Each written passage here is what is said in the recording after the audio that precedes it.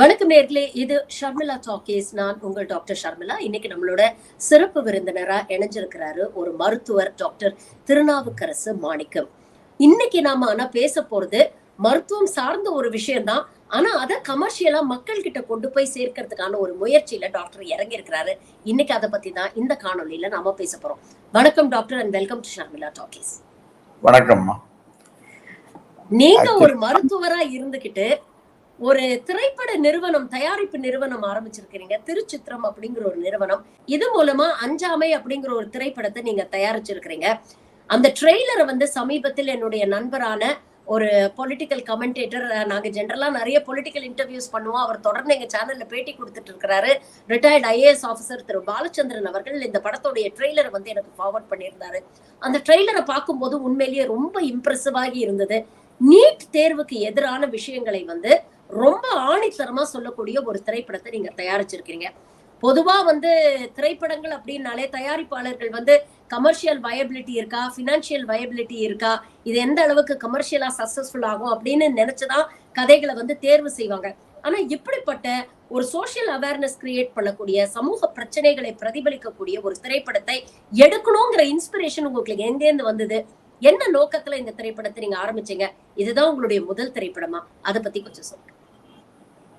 நான் டாக்டர், அதுலயும் நான் சைக்கியாட்ரிஸ்ட், மனநல மருத்துவர். ஸோ நான் 50 வருட அனுபவம் ஆச்சு சைக்கியாட்ரிஸ்டாகவும் டீச்சராகவும் இருந்து, மெடிக்கல் காலேஜ் டீச்சராகவும் இருக்கிறேன். நிறைய பேர் கடந்த ஒரு 10 வருடமா ஒரு 10வது படிக்கிற 9வது படிக்கிற ஒரு குழந்தை வீட்டில் இருந்தா அந்த குடும்பமே மன அழுத்தத்துக்கு ஆளாயிடுது. நிறைய குழந்தைங்கள் பிளாட்ஃபார்ம் சில்ட்ரன்னு கூட்டிகிட்டு வர்றது, அதாவது இவங்க கொண்டு போய் எங்கேயாவது கோச்சிங் கிளாஸுக்கு விடுறது, அது பிடிக்காம அந்த பிள்ளைங்க எங்கேயாவது வெளியே கிளம்பிடுறது, இல்லை வேற ஏதாவது பழக்கத்துக்கு ஆளாகிறது, அது தேவையில்லாத ப்ரெஷர் கொடுக்கறது. அடுத்தது இவனை நினைச்சு அந்த பெற்றோர்கள் மன அழுத்தத்துக்கு ஆளாகிறது, மன பாதிப்புக்குள்ளாகிறது, இப்படின்னு பார்த்துக்கிட்டு இருந்தேன். இப்போ நாங்களும் படிச்சுதான் உள்ள வந்திருக்கிறோம். இப்போ நான் படித்த காலத்தில் எங்கள் அப்பாவுக்கெல்லாம் நான் எந்த காலேஜில் படித்தேன்னே தெரியாது, என்ன படித்தேன்னே தெரியாது. டாக்டருக்கு படிக்கிறான்னு தெரியும், அவ்வளோதான். ஸோ அந்த மாதிரி இருக்கும்போது இங்கே பிள்ளைங்களை விட பெற்றோர்கள் அதிகமாக படிப்பை பற்றி ஒரு இன்ட்ரெஸ்ட் காமிச்சிக்கிட்டு, அதை பற்றி விவரங்கள் சேகரிச்சுக்கிட்டு அவங்க ஒரு அழுத்தத்துக்கு ஆளாகிறாங்க. அடுத்தது இந்த பிள்ளைகளும் அவங்களுக்கு பிடிச்சிருக்கா, ஆக்கி வருமா, எதை பற்றியுமே ஒரு இது இல்லாமல் போட்டு இதையே கவனம் செலுத்துறாங்க. 24 மணி நேரமும் 7 நாட்களும் இப்படியே பிள்ளைங்கள் இருந்துகிட்டு இருக்குது. ஸோ இந்த மாதிரி கஷ்டப்படுறாங்களேன்னு பார்த்துக்கிட்டு இருந்தவன். அப்போ கேட்கும்போது என்னன்னு பார்த்தா, மெயின் பிரச்சனை அப்படின்னு சொல்லி பார்த்தோம்னா இந்த நுழைவுத் தேர்வுக்கு முயற்சி பண்றது தான், அதுக்கு தயார் பண்றது தான். அதாவது உதாரணத்துக்கு ஒரு எக்ஸாம்பிள் சொல்றேன். 9வது வந்துச்சுன்னா வீட்டில் டிவி கிடையாது, டிவி இருக்கும் ஆனால் டிவி கிடையாது. அதே மாதிரி வெளியே கூட்டிட்டு போறது கிடையாது. எப்போ பார்த்தாலும் இங்கே படி, காலையில் 5 மணிக்கு படி, 6 மணிக்கு ஒரு கோச்சிங், 8 மணிக்கு ஒரு கோச்சிங், இந்த மாதிரி பிள்ளைங்களை போட்டு பாடப்படுத்திட்டு இருந்தாங்க. இது ஒரு பக்கம். இதுக்கு அடுத்தது பிள்ளைங்களுக்கு பள்ளிக்கூடத்திலையும் ப்ரெஷர். நீ மார்க் வாங்கணும், நல்லா படிக்கிற பையன் தானே, உன்னை நம்பி தான் ஸ்கூலில் நாங்கள் இதெல்லாம் இருக்கிறோம், இப்படி ஒரு ப்ரெஷர். இதில் பள்ளி பாடத்திட்டம் ஒரு பகுதி, கோச்சிங் ஒரு பகுதி, ரெண்டும் சம்பந்தம் இல்லாத பாடத்திட்டங்கள். ஸோ 2 இதுக்கு இடத்துல இந்த 2 மத்தளத்து அடின்னு சொல்றாங்களா, அந்த மாதிரி ஆளுக்கு ஒரு பக்கம் போட்டு ப்ரெஷர். அடுத்தது இந்த பெற்றோர்கள் ஏன் இந்த அளவுக்கு இதுல டென்ஷன் ஆகுறாங்க, அல்லது இந்த மாதிரி சில வார்த்தைகள்லாம் யூஸ் பண்றாங்க. நீ சரியா மார்க் வாங்கலைன்னா நீ எனக்கு உன்னை புள்ளன்னு சொல்றதுக்கு எனக்கு அசிங்கமா இருக்குது, அந்த வார்த்தை. காரணம் என்னன்னு பெற்றோர்கிட்ட பேசி பார்க்கும்போது பார்த்தா, அவங்களுடைய ரிசோர்ஸ் முழுக்க இந்த புள்ள மேல இன்வெஸ்ட் பண்றாங்க. ஒரு கோச்சிங்னு கேட்டோம்னா எவ்வளவு இருக்கும் அப்படின்னு சொல்லி பார்த்தோம்னா, ஒரு 9வதுல இருந்து 12வது வரைக்கும் அந்த பையன் படிக்கிறதுக்கு கோச்சிங்னு எடுத்தா குறைந்தபட்சம் அந்த 2 வருஷத்துல அவங்க ஒரு 5 லட்சத்துக்கு பக்கமா செலவு பண்ண வேண்டியது. ஒரு நடுத்தர வர்க்க குடும்பத்துல அது ஒரு பெரிய அமௌண்ட். அது அதனால அவங்க என்ன பண்றாங்க, பிள்ளைக்கு செலவழிக்கிறதுன்னு அதை நினைக்கல, அதை இன்வெஸ்ட்மெண்ட்டா பாக்குறாங்க, முதலீடா பாக்குறாங்க. அத முதலீடா பார்க்கும்போது என்ன ஆகுது, இந்த முதலீடு இழப்பாகி போச்சுன்னா நஷ்டமாயிடுமே. ஸோ ஒரு வார்த்தை வந்து ரொம்ப முக்கியமான வார்த்தை இவங்களுக்குள்ள இருக்கிற உரையாடல்ல, அதாவது பிள்ளைக்கும் பெற்றோருக்கும் கிடைக்கிற உரையாடல ஒரு வார்த்தை என்னன்னா, நான் எவ்வளவு கஷ்டப்பட்டு இதை உனக்கு செய்யறேன். நீங்க இந்த வயசு உள்ள பெற்றோர்களை போய் கேட்டீங்கன்னா ஒரு வார்த்தையை அடிக்கடி சொல்லுவாங்க, எவ்வளவு கஷ்டப்பட்டு உன்னை படிக்க வச்சேன் பாரு. அந்த எனக்காக பெற்றோர்கள் கஷ்டப்படுறாங்கன்னு ஒரு வார்த்தையை உள்ள கொடுக்குறீங்க இல்லையா, அது உளவியல் தத்துவத்துல வந்து பிள்ளைய பாடாப்படுத்தும். பட் இவங்க பாடாப்படுத்தணும்னே சொல்றாங்க, அப்பதான் அவன் படிப்பான். எங்க அப்பா கஷ்டப்படாம இருக்காருன்னு போது இந்த பிரச்சனைகளே கிடையாது. நீங்க அதனாலதான் நீங்க பார்க்கலாம், இந்த ஃபர்ஸ்ட் ரேங்க் டாப் ஸ்கோரர்லாம் பாத்தீங்கன்னா எங்கேயும் போகாத பிள்ளையா தான் இருக்கும். ஏன்னா அந்த அழுத்தம் அவங்களுக்கு கிடையாது. இந்த முதலீடுன்னு வரும்போது இதுல நஷ்டமாயிடுமோ அப்படின்ற ஒரு அர்த்தம், இவங்களுடைய எல்லா ரிசோர்சஸும் அதுல போய் மாட்டிக்குது. இவ்வளவும் பெற்றோர்கள் பண்ணும்போது பெற்றோர்களுக்கு ஒரு பொழுதுபோக்கு கிடையாது. அவங்களுக்கு போற ஒரே பொழுதுபோக்கு கோயில் குளம் ஜோசியர், இவ்வளவுதான். இதெல்லாம் பார்க்கும்போது என்ன இவ்வளவு பெரிய பிரச்சனையான ஒரு இதை இளைய சமுதாயம் சந்திச்சுட்டு இருக்குதே அப்படின்னு சொல்லி ஒண்ணு பார்த்துங்க. இன்னொன்னு வந்து என்னன்னா, இப்ப நான் வந்து 80 இருந்து மருத்துவக் கல்லூரியில் டீச்சரா இருக்கேன். முதல்ல மென்டல் ஹாஸ்பிட்டல் இருந்தேன், எம்எம்சியில் இருந்தேன், ஸ்டான்லியில் இருந்தேன், எஸ்ஆர்எம்ல இருந்தேன். டீச்சிங் எஜுகேஷனை பொறுத்த வரைக்கும் மெடிக்கல் எஜுகேஷன்ல வைஸ் சான்சலரா மட்டும்தான் இல்லை, எல்லா பொசிஷன்லயும் நான் இருந்திருக்கிறேன். அப்படி பார்க்கும்போது அப்ப இருந்த பசங்களோட இந்த நீட்டுன்னு வந்த பிறகு அந்த பலன்களோட இவங்கெல்லாம் வெளியே பேசிக்கிறாங்களே வெளியே, அந்த நீட்டு என்னமோ பெரிய குவாலிஃபைங் எக்ஸாமினேஷனு, பெரிய புத்திசாலி பிள்ளைங்க தான் வருது, இதெல்லாம் ஃபெயில் ஆகிட்டு இப்போ இந்த மாதிரிலாம் வர்றது, சென்ட்ரல் போர்டு டாப் ரேங்கரு, அவனுக்கு இப்போ அளவுக்கு இவங்களுக்கு புத்தி இல்லை, இப்படிலாம் பேசுறாங்க இல்லையா வெளியே மக்கள். அந்த மாதிரி ஒரு ஸ்டாண்டர்டு, பழைய ஸ்டாண்டர்டு வந்து இன்னைக்கு இப்ப இருக்கிற பிள்ளைங்கிட்ட இல்லை. இது என்னமோ ஒரு எங்கேயோ ஒரு தவறு நடக்குது, ஏதோ இதை இல்லாம யார் யாரும் என்னமோ பேசிட்டு இருக்கிறாங்க அப்படின்னு சொல்லி பார்த்து இதை பத்தி சொல்லணும் அப்படின்னு முடிவு பண்ணி முதல் 2004 2005 யூஎஸ்ல ஃபெட்னான்னு ஒரு கேள்விப்பட்டிருக்கீங்களான்னு தெரியல. ஃபெட்னால வந்து என் சன் வந்து இதை பத்தி பேசினான். என் சன் ஒரு டாக்டர். நீட்டுனால எவ்வளவு பிரச்சனைகள் அப்படின்றது அந்த கோர் இது, அதை வச்சுட்டு நானும் இங்க நிறைய மீட்டிங்ல எல்லாம் பேசி பார்த்தேன், இது தேவையில்லைன்ட்டு. பட் உங்களுக்கு தெரியும், இது ஒரு பெரிய அரசியல் சம்பந்தப்பட்ட பில்லி பிணிஞ்சது. இதுல புள்ள நுழைஞ்சிங்கன்னா இடம் தெரியாம அடையாளம் தெரியாம காணா போயிடுவீங்க, அந்த மாதிரி ஒரு பிரச்சனை இது. ஸோ இதை எதையாவது பண்ணணும்னு சொல்லிட்டு இதனுடைய உண்மை என்னன்னு சொல்லணும்னு ஆசைப்பட்டேன். உண்மையாவே இது வந்து என்ன பாதிக்குது. இதுல இன்னொன்னு என்னன்னா, பொதுவா நீங்க மேம்போக்கா இதை பத்தி வர விமர்சனங்கள்லாம் பாத்தீங்கன்னா, நீட் ஃபெயிலியர் பத்தி அவனுக்கு அறிவில்லை, அதனால அவனுக்கு இடம் கிடைக்கல, அவன் சரியா பண்ணல அதுக்காக இடம் கிடைக்கல.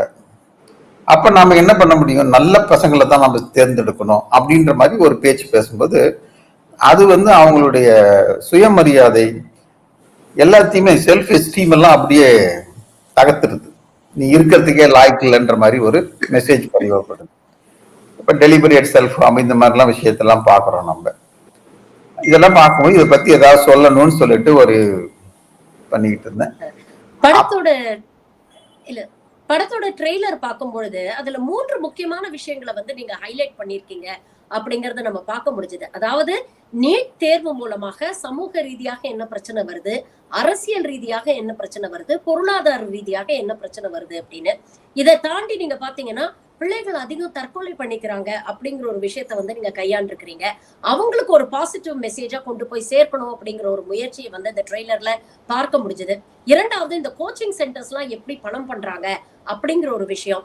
நம்மளுடைய மாநில பாடத்திட்டம் இருக்கும் பொழுது எதற்கு தனியாக ஒரு நுழைவுத் தேர்வு, அதற்கான கோச்சிங் அப்படிங்கிற ஒரு விஷயத்தையும் நீங்க ஹைலைட் பண்ணிருக்கிறீங்க. இதெல்லாம் தான் தமிழ்நாடு அரசு தொடர்ந்து முன்னே வைக்கக்கூடிய வாதங்கள். நீட்டுக்கு எதிராக தமிழ்நாடு அரசு எடுக்கக்கூடிய நடவடிக்கைகளையும் இந்த விஷயங்களை தான் ஹைலைட் பண்ணி சொல்றாங்க. அப்போ இது வந்து இந்த திரைப்படம் டார்கெட் ஆடியன்ஸ் யார டார்கெட் ஆடியன்ஸா மைண்ட்ல வச்சு நீங்க எடுத்தீங்க? பிள்ளைங்களுக்கு ஒரு பாசிட்டிவ் ரீஎன்ஃபோர்ஸ்மெண்ட் கொடுக்கணும் அப்படிங்கிறது ஒரு பக்கம் இருந்தாலும், பெற்றோருக்கு இது அதிகமா புரிய வைக்க வேண்டிய தேவை இருக்குன்னு நீங்க நினைக்கிறீங்களா? ஏன்னா அதிக அழுத்தம் வந்து பெற்றோருக்கு இருக்கிறதுனால தான் அந்த அழுத்தத்தை குழந்தைங்களுக்கு டிரான்ஸ்ஃபர் பண்றாங்க அப்படின்னு நீங்க சொன்னீங்க. சோ எங்க வந்து ஒரு சிந்திக்கக்கூடிய ஒரு விஷயத்தை, ஒரு மாற்றத்தை ஏற்படுத்தும்னு நினைக்கிறீங்க இந்த திரைப்படம்? இல்ல, இப்ப இந்த படத்து மூலமா நிறைய பேருக்கு என்ன நடக்குதுன்னு இப்ப புரியும் மக்களுக்கு. நிறைய பேருக்கு வந்து என்ன புரியப்படுது, சொல்லப்படுதுன்னா, இவன் படிக்கல, இவன் படிக்கிறதுக்கு தகுதி இல்ல, இவன் படிக்காதனாலதான் இவனுக்கு கடன் கிடைக்கலன்னு சொல்லிட்டு இருக்காங்க. அது வந்து உண்மை இல்லை. அந்த உண்மை இல்லைன்றத மக்களுக்கு புரிய வைக்கணும். அதை புரிய வச்சுட்டா போதும், சொல்யூஷன் ஏதாவது ஒரு வகையில மக்கள் தேடிக்குவாங்க. இப்ப சொல்யூஷன் வந்து இவனை எப்படி இம்ப்ரூவ் பண்ண வைக்கணும்னு திருப்பி திருப்பி என்ன இம்ப்ரூவ் பண்ணாலும் திருப்பி அந்த 5000 சீட்டு தான், அதுக்கு மேல பண்ண முடியாது. சோ இவனை அந்த அதுக்கு வந்து தயார்படுத்திக்கிட்டே இருக்கிறாங்க. அதை விட முக்கியம் என்னன்னா, இதே மாதிரி பசங்க மெடிக்கல் காலேஜுக்குள்ள வந்த பிறகு அதே மெத்தட் ஆஃப் ஸ்டடி தான் கொடுக்குறானுங்க. அவனுக்கு ரியாலிட்டி பிராக்டிக்கல் சுத்தமா தெரிய மாட்டேங்குது. திருப்பி திருப்பி மார்க்கு, திருப்பி திருப்பி மார்க்கு, கேள்வி கேட்டு தெரியலன்னா எனக்கு தெரியாத கேள்வியை கேட்கறாரு. மெடிக்கல் காலேஜ்ல நீங்க இருந்திருக்கிறீங்க, புரியுதா? கேள்வி கேட்டு தெரியலன்னா தெரியாதான் கேட்க முடியும். எனக்கு தெரியாத கேட்கிறாரு. இது எங்க கிடைக்கும்? அவன் பதில தான் தேடுறான ஒழிய அறிவை வளர்த்துக்க முயற்சி பண்றது இல்லை. திருப்பியும் அதே அந்த மார்க் கான்சென்ட்ரேஷனுக்குள்ளேயே ஒரு மோல்ட் ஆயிடுறான். அந்த இதை தாண்டி, அதாவது மெடிசன் வந்து ஒரு கரை கடந்த சப்ஜெக்ட். அது சிலபஸ். அது ஒரு புத்தகத்தாலேயோ இல்லை ஒரு பரீட்சையினாலோ அதை முடிக்க முடியாது. அதாவது இந்த தோல்விகளுக்கு தயார் இல்லாம பிள்ளைங்க ஆயிடுது. எனக்கு கேஸ் வந்து பரீட்சை மார்க்கை விட ஒவ்வொரு கேஸ் வந்து நமக்கு எக்ஸாம். டாக்டர் ஆன பிறகு அந்த கேஸ் சரியா வர வரைக்கும் you have the same tension. நிறைய பேர் டாக்டர் பத்தி சொல்றாங்களே ஒழிய ஒவ்வொரு பேஷண்ட்டும் இம்ப்ரூவ் ஆகிற வரைக்கும் it is a test for us. So அந்த மாதிரி கோப்பிங் ஸ்ட்ராட்டஜி கம்ப்ளீட்டா குறைஞ்சு போற மாதிரி எனக்கு பட்டுச்சு. அதனால இதனுடைய முந்தளவு இந்த அளவுக்கு இவங்க அலைக்கழிக்கப்படுறாங்க அப்படின்றத வெளியே சொல்லணும். இதை சொல்லாம அவன் படிக்கலன்னு சொல்றது ஒண்ணு. இன்னொன்னு என்னன்னா, இந்த செலக்ஷன் பாத்தீங்கன்னா, இந்த பழைய மெத்தட் ஆஃப் செலக்ஷன்ல வரிசையா போடுவாங்க மார்க் வாங்குறத வச்சு காலேஜுக்கு போய் சேர்ந்துடணும், அவ்வளவுதான். இப்ப வந்து பாத்தீங்கன்னா 110 115 வாங்கினவனும் சேர்றான், 720 வாங்கினவனும் சேர்றான். இந்த முதல்ல இருக்கிற ஒரு 100 ரேங்க் இருக்கு பாருங்க, அவங்களுக்கு இந்த பிரச்சனை எதுவுமே கிடையாது. இந்த கடைசியில வந்து 150க்கு பக்கமா வாங்குறாங்க பாருங்க, அவனுக்கும் பிரச்சனை கிடையாது. ஏன்னா அவன் ஒண்ணுமே படிக்கல, அவன் அந்த தயாரே இல்லை, அவன் வேற மாதிரி ரெடி ஆயிட்டு இருக்கிறான். அதை பார்க்கணும். மேல இருக்கிறவனுக்கு என்ன பண்றான், அவன் எல்லாத்துக்கும் தயாரா இருக்கிறான், அவனுக்கும் பிரச்சனை இல்லை. இந்த இடைப்பட்ட குரூப் இருக்கு இல்லைங்களா, நடுத்தர வர்க்கம் சொல்லி, அது அவங்க வந்து அலைக்கழிக்கப்படுறாங்க. சரி, நீங்க பாருங்க, 115 150 மார்க் போன தடவை பிஜி நீட்டு கூட பார்க்கலாம், ஃபெயில் ஆனவங்க எல்லாம் வந்து சேருங்கன்னு கூப்பிட்டாங்க. 0% எல்லாம் கூப்பிட்டு சேர்த்துக்கிட்டாங்க. பட் பணம் இருந்தாதான் நீங்க சேர முடியும், பணம் இல்லாட்டி சேர முடியாது. சோ அவன் என்ன நினைக்கிறான், 150 மார்க் வாங்கினாலும் சேர்ந்துடுறான் காலேஜில், 450 மார்க் வாங்கினாலும் சேர முடியல. சோ அந்த என்ன ஆகுதுன்னா, ஒரு 10-15% அவனுக்கு வந்து உயிரியே கொடுக்க தயாராகிறாங்க.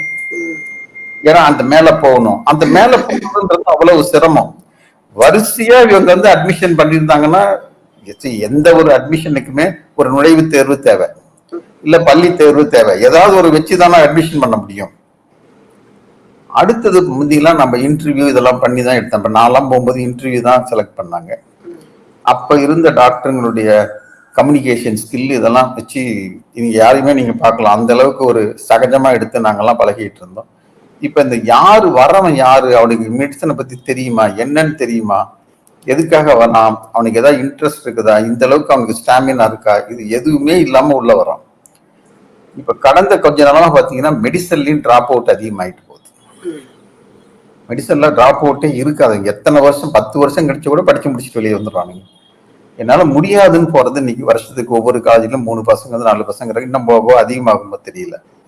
ஸோ இந்த ஒரு இதெல்லாம் பார்க்கும்போது இந்த வித்தியாசம் வந்து ரொம்ப முக்கியம். இதுல வந்து தேர்வு முறை வந்து ரொம்ப பாதிச்சதுன்னு எனக்கு பட்டுச்சு. அதுல என்ன பெரிய பாயிண்ட் அப்படின்னா, இப்ப நீங்க சாதாரணமா இப்ப பேசுறவங்க எல்லாருமே மார்க் வாங்கலையா, இங்க போ மார்க் வாங்கலாம் அந்த மாதிரி சொல்றாங்க, இந்த புத்தகப்படி மார்க் வாங்கலாம்னு சொல்றாங்க. இதுல என்ன ரொம்ப முக்கியம்னா, பரீட்சைக்கு முன்னால ஒரு 72 மணி நேரமாவது நீங்க அமைதியா இருந்தாதான் போய் பர்ஃபார்ம் பண்ண முடியும். இப்ப நீங்க ஒரு இன்டர்வியூ எடுக்கிறீங்க, இப்ப நீங்க பார்க்கலாம், நாளைக்கு ஒரு பெரிய சர்ஜரி பண்றாங்கன்னா அந்த டாக்டர் நீ கொஞ்சம் சீக்கிரமா தூங்க போயிடுவான். விடிய விடிய பார்த்துக்கிட்டு இருந்தானா காலையில தூக்கத்துல முடியாது. ஒரு பெரிய எதுக்குமே ஒரு ப்ரிப்பேர் பண்றவங்க 2 நாளாவது அமைதியா இருந்தாதான் போய் பர்ஃபார்ம் பண்ண முடியும். 72 மணி நேரத்துல இந்த பிள்ளைங்க வந்து lot of uncertainty and insecurity.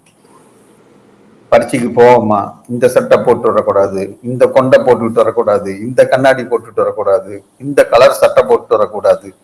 அங்க போன பிறகுதான் தெரியும் நமக்கு மூக்குத்தி இருக்குன்ற அவேர்னஸ், காதுல தோடு போட்டிருக்குன்ற அவேர்னஸ். அதை கழுவிட்டு, சரி கழட்டி எங்க வைப்பீங்க? அந்த குடும்பத்துக்கு இருக்கிற ஒரே மூக்குத்தி தாலி அதைத்தான் இருக்கும்.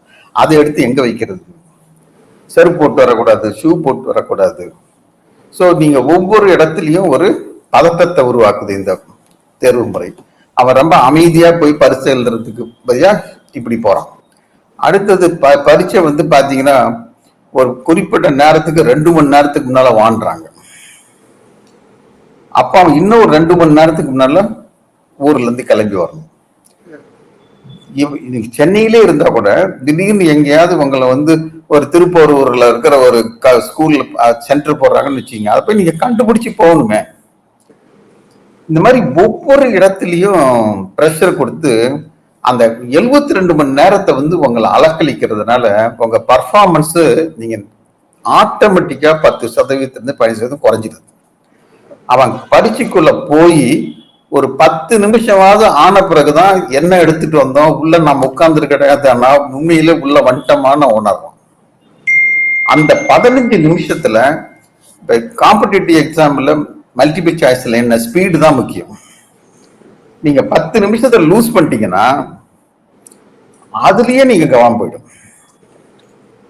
ஸோ இந்த மாதிரி எல்லாம் எதுக்காக இவ்வளவு வழக்களிக்கிறாங்க? நீங்க அந்த பிள்ளைங்களை ஸ்கூலுக்கு நிக்கிறத பாருங்க, ஒரு 1.5 மணி நேரம் இவ்வளவு நிக்கிறாங்க ஃபார் செக்யூரிட்டி ரீசன்ஸ். ஏர்போர்ட்டோட மோசமா இருக்கு பரீட்சைக்கு போற இடம். அவங்க மெட்டல் டிடெக்டர் வச்சு எல்லாம் சோதிக்கிறாங்க. என்ன போட்டிருக்கிறான் என்ன போடல சுத்தமா நிறைய பேருக்கு அந்த அவேர்னஸ். இப்ப நானே போட்டுக்கிட்டு போறேன், நான் என்ன எடுத்துட்டு போறேன்றதே தெரியாது. நிறைய தடவை நம்மளே பார்க்கலாம், செல்போனு எவ்வளவு சொல்லியிருந்தாலும் தெரியாம எடுத்துக்கிட்டே போயிட்டு இருக்கிறோம். பர்சுக்குள்ள காசு வச்சுக்கிட்டே தான் போயிட்டு இருக்கிறோம். இந்த கோயிலுக்கு முன்னாலெல்லாம் பாருங்க, நிறைய பேர் இதை எங்க கொடுக்கறது யார்கிட்ட கொடுக்கறது தெரியாம தடுமாறுவாங்க. அந்த மாதிரி ஒரு பதட்டத்துக்கு ஆளாகிறன்றதுதான் என்னுடைய இது. இதை வந்து ஏதாவது ஒரு வகையில அவன் ரெடியா இருக்கும்போது நீ பரீட்சை வைக்கணும் அப்படின்னு. அடுத்தது என்னன்னா, நம்ம நாடு எவ்வளவு பெரிய நாடு, 4-5 தட்பவெட்ப நிலைக்கு உட்பட்ட நாடு.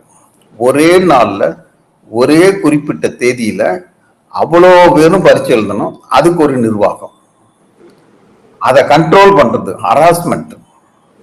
இது எப்படி முடியும்? நீங்க இவ்வளவும் பண்ணி கடைசியில் என்ன பண்றீங்க? டெய்லி நியூஸ் வருது, அங்க பேப்பர் 25 லட்சத்துக்கு வித்தான், இங்க 10 பேர் போய் மாத்தி எழுதனா, இவ்வளவு செக்யூரிட்டி. இது எதுவுமே தமிழ்நாட்டில் கிடையாது மேடம். இது அத்தனையும் மற்ற மாநிலங்கள் நடக்குது. ஸோ இது அவ்வளவும் இவ்வளவுதான் பின்னப்படுது. திடீர்னு ஒரு தடவை 5 நாளைக்கு முன்னாலதான் உங்களுக்கு, 4 நாளைக்கு முன்னாலதான் உங்களுக்கு வந்து ஹால் டிக்கெட் வருது. நீங்க போய் ஜெய்ப்பூர்ல எழுது, அந்த ஊர்ல எழுதுன்னா எப்படி போய் சேருவீங்க? அதுவும் சம்மர்ல. அவன் வந்து ட்ரெயின் போய் சேரணும், எல்லாருமே பிளேன்ல போக முடியாது. நீங்க ஜஸ்ட் பிளேன்ல போகணும்னா உங்களுக்கு வந்து குறைஞ்சது 10 மணி நேரம் இந்த டிரான்ஸ்மிட்லயே போயிடும். இவ்வளவு அழுத்தத்துக்கு ஆளாங்கிறன்றதை பார்த்து இதெல்லாம் வந்து இதை வந்து வெளியே சொல்றது இல்லை. இப்ப இது வரைக்கும் வந்து நீட்ட பத்திரிக்கை போராட்டத்துல பார்த்தா பிள்ளைங்க வந்து செத்து போகுது, பிள்ளைங்க வந்து தோத்து போயிடுறாங்க. இந்த சாவை பத்தி கூட எனக்கு என்ன பெரிய வருத்தம்னா, தற்கொலை பண்ணி செத்து போயிட்டா கூட எவ்வளவு பேர் பரவாயில்ல மேடம். ஆனா தற்கொலை முயற்சி பண்ணி தோத்து போய் உடம்பு பாதிக்கப்பட்டவங்க எவ்வளவு பேர் இருக்கு, அதெல்லாம் உங்களுக்கு வெளியே தெரியறதே இல்லை. இப்ப ஒரு அட்டெம்ப்டட் சூசைட்னு பண்ணிட்டு உடல் அங்கங்கீனமோ இல்ல மூளை பாதிப்போ வந்து எத்தனை குடும்பம் இதெல்லாம் பாக்குறது இல்லை. நம்ம வந்து சூசைடை மட்டும்தான் நம்ம கால்குலேட் பண்றோம். அது வந்து எங்கேயோ ஒண்ணுதான் நடக்குது. என்னுடைய தியரியே இருக்குது, ஒரு சூசைட்னா அதுக்குள்ள அட்டெம்ப்டட் சூசைட் 25 பேர், 1:25. அது நமக்கு தெரியாமையே போயிடுது. இவ்வளவு விஷயங்கள் இருக்குன்றத சொல்லணும்னு பார்த்தேன்.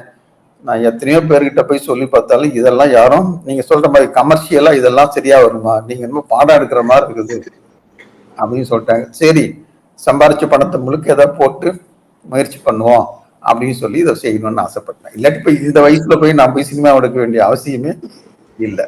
உண்மையிலேயே ஒரு நல்ல முயற்சி தான் சார்.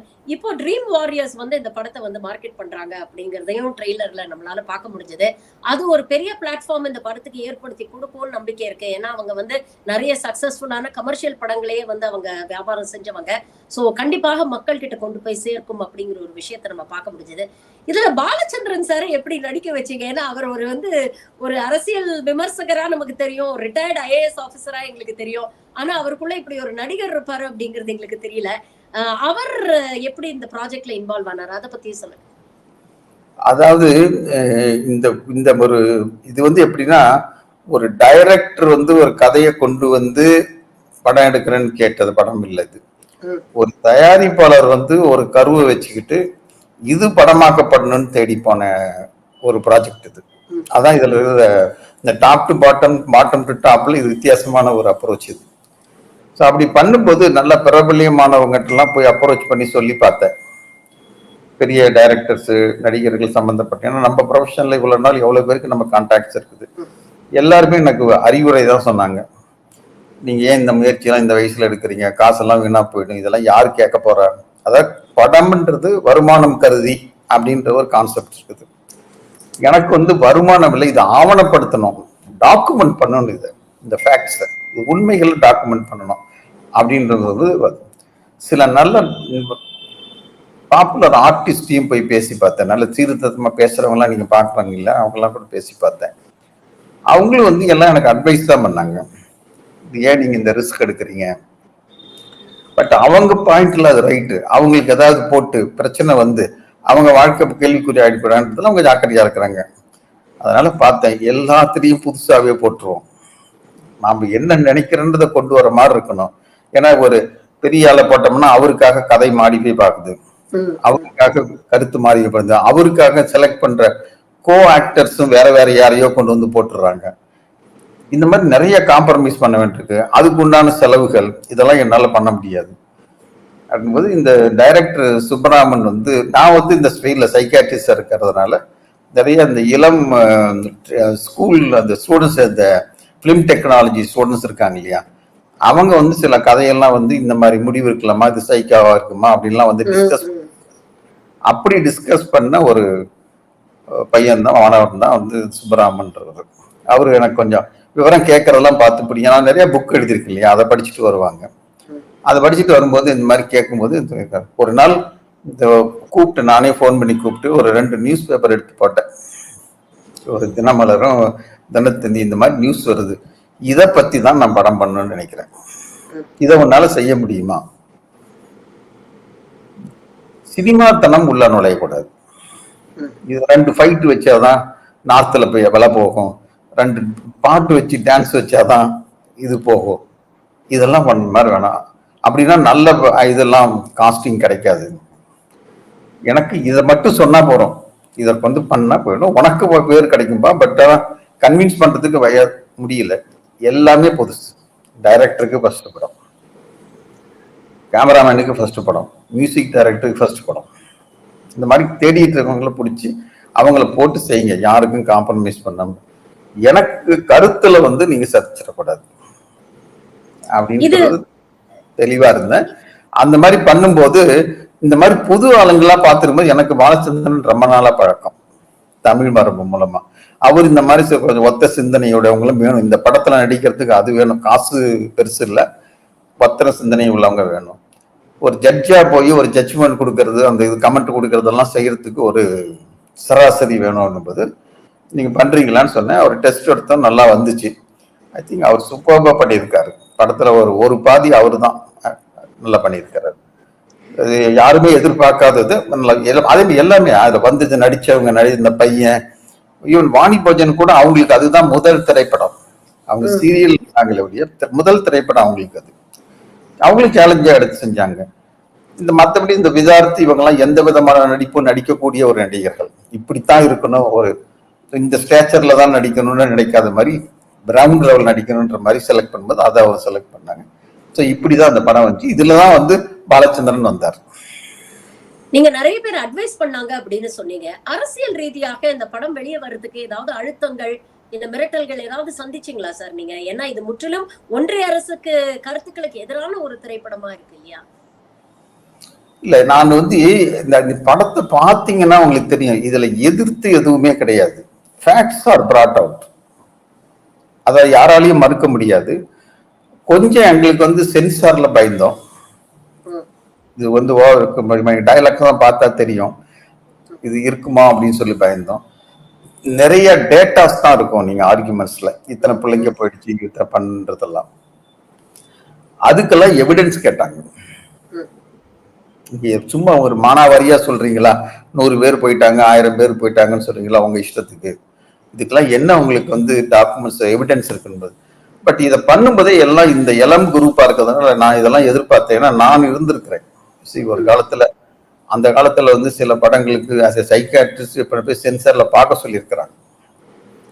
அன்னைக்கு ஒரு காலத்துல உஷா மகாதேவன் ஒரு சைக்காட்ரிஸ்ட் இருந்தா, உங்களுக்கு தெரியுமா தெரியல, அவங்க போர்டுல மெம்பராகவே இருந்தாங்க ரொம்ப நாளைக்கு அந்த காலத்துல. ஏன்னா ஒரு மன உளவியல் ஆள் ஒருத்தர் இருக்குன்னு இருந்தாங்க. ஸோ அந்த மாதிரி இருக்கும்போது எனக்கு இந்த பிரச்சனைகள் தெரியும். நாம எல்லாத்துக்கும் தயாரா போவோம். But we are not talking anything against. என்ன ஃபேக்ட் இதை வந்து நிறைய பேர் இது வரைக்கும் வெளியே சொல்லலை அப்படின்னு பண்ணி படத்தை எடுத்தோம். ஆனா வெளியிடுறதுக்கு யாருமே ரெடியா இல்லை. 5 வருஷம் ஆச்சு. கடன் மட்டும் வாங்கி எடுத்திருந்தோம்னா அவ்வளவுதான். புரியுதா? அவ்வளவு முதலீடும் போட்டு சம்பாதிச்சதை போட்டு எடுத்தாச்சு. எனக்கு தெரியும் இது எப்படியும் ஒரு நாள் வெளியே வந்து எதை தெரியும். அதனுடைய எய்ம் வந்து ஆவணப்படுத்துதல். இவ்வளவு பிரச்சனை இருக்குதா அப்படின்னு இதை பார்த்த பிறகுதான் அவங்களுக்கு புரியும், ஓஹோ இந்த நீட்ல இவ்வளவு பிரச்சனைகள் இருக்கா. அதாவது ஏதாவது ஒரு தேர்வு முறை தேவை, அதுல ஒன்றும் மாற்று கருத்து கட்டம் இல்லை. அந்த தேர்வு முறை வந்து ஸ்டூடெண்ட் ஃப்ரெண்ட்லியா இருக்கணும், பீப்புள் ஃப்ரெண்ட்லியா இருக்கணும், செலக்ட் பண்ணக்கூடிய தேர்வு முறையா இருக்கணும். இங்க வந்து செலக்ட் பண்றது எலிமினேட் பண்ற முறையா இருக்குது தேர்வு முறை. இது ரொம்ப முக்கியமான வார்த்தை. அதாவது செலக்ஷன் வந்து நான் தேடி பிடிக்கிற விதை நேர்த்தியா இருக்கணும். இங்க அப்படி இல்லை, விதையை தள்ளுற மாதிரி இருக்குது. ஏன்னா இவ்வளவு பண்ணி கடைசியில இவ்வளவு ஸ்டூடெண்டிங் அதுல நாங்க தானே வச்சு மேய்க்கிறோம். வரும்போது எங்களுக்கு தெரியுதுல என்ன ஸ்டாண்டர்ட். ஸோ இது வந்து நிச்சயமா அந்த அந்த கீழே இருக்கிற குரூப் கடைசியில் நீங்க பாருங்க 2 நாள்ல வந்து 25% ஆஃப் தி அட்மிஷன்ஸ் முடியுது. இந்த ரேப்பிங் அப்னு சொல்றாங்க இல்லையா, கடைசியா இன்னைக்கு எடுக்கப்படாத சீட் இருக்குது, அதுல யார் வேணாலும் வந்து சேரலாம் பண்றாங்க இல்லையா, அதுதான் மேக்சிமம் அட்மிஷன்ஸ். ஸோ இப்படிலாம் பார்க்கும்போது இந்த உண்மையை மட்டும் சொல்லணும், பசங்க எவ்வளவு கஷ்டப்படுறாங்கன்னு நினைச்சு எடுத்த படம் தான் இது. இதுக்கு தைரியம் வேணும், அதான் டைட்டில். உண்மையிலேயே அஞ்சாமை அப்படிங்கிறதுக்கு வந்து எவ்வளவு லேயர்ஸ்ல வந்து மக்களால கனெக்ட் பண்ண முடியும் இந்த டைட்டிலோட அப்படிங்கறது. படம் எடுக்கிறதுக்கு ஒரு தைரியம் வேணும். அதே மாதிரி நீட் தேர்வை எல்லாம் என்டர் பண்ணக்கூடிய அதை அட்டெம்ட் பண்ணக்கூடிய ஸ்டூடெண்ட்ஸ்க்கும் மனதளவுல தைரியம் வேணும். எப்பவுமே வந்து மனசுடைஞ்சு போயிடக்கூடாது அப்படிங்கிற ஒரு விஷயம். பேரண்ட்ஸ் குழந்தைகளுக்கு எந்த அளவுக்கு தைரியம் சொல்லணும், எல்லாத்தையும் வந்து ஒரு டைட்டில்ல ஒரே வார்த்தையில வந்து நீங்க கன்வே பண்ணிருக்கீங்க. ரொம்ப உன்னதமான ஒரு அட்டெம்ப்ட் சார். கண்டிப்பா இந்த படம் வந்து ஜூன்ல ரிலீஸ் ஆகும் பொழுது மக்களிடையே ஒரு பெரிய மாற்றத்தை ஏற்படுத்தணும். அரசியல் ரீதியாகவும் பல மாற்றங்களை எதிர்நோக்கி நிற்கக்கூடிய தமிழ்நாடுக்கு இந்த படம் ஒரு கண்டிப்பாக ஒரு பாசிட்டிவ் மோட்டிவேஷனா இருக்கும். நீட் தேர்வுல இருந்து விலக்கு பெறுவதற்கு மக்களிடையேவும் இது ஒரு மோட்டிவேஷனை கிரியேட் பண்ணும் அப்படின்னு நம்புறோம். இணைந்தமைக்கு ரொம்ப நன்றி சார். நல்ல கருத்துக்களை வந்து எங்களோட பகிர்ந்துட்டீங்க. உங்கள் நேரத்துக்கும் கருத்துக்களுக்கும் நன்றி. வெற்றி பெற வாழ்த்துக்கள். வணக்கம்மா. வணக்கம். நன்றி.